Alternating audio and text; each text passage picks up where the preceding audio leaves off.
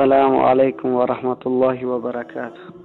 برادر عزیز، اسم من عبدالقادر است و من میخواهم که درباره یک ایشان یک قاری صحبت کنم و از برادران تاجیک سوال کنم که با مردم تاجیک بگن که این شخص خیلی انسان است و چرا که این شخص در مسجد خطیب عمر فاروق 61 کرایان بود و از مردم بپرسن که این شخص خیلی انسان بود، چون که چرا از چه سبب اون از وظیفه برکنار شد و از تاجیکستان فرار کرد، از چی بود.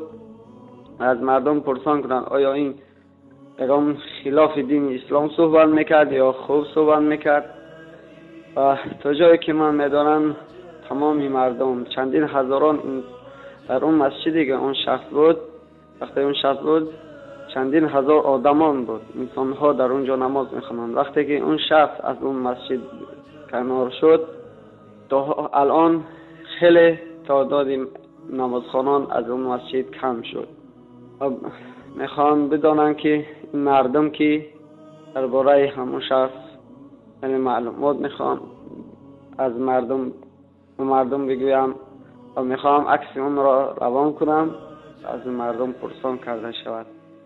چندین مردمی که در طرف اروپا هستند از در طرف چی هستند، اکثریتش از دست این دجال این رحمانوف فرار کردگی گرفتگی هستند و میخوام که در همین باره از مردم سوال جواب و برای مردم گفته شود. السلام علیکم و رحمت الله و برکاته.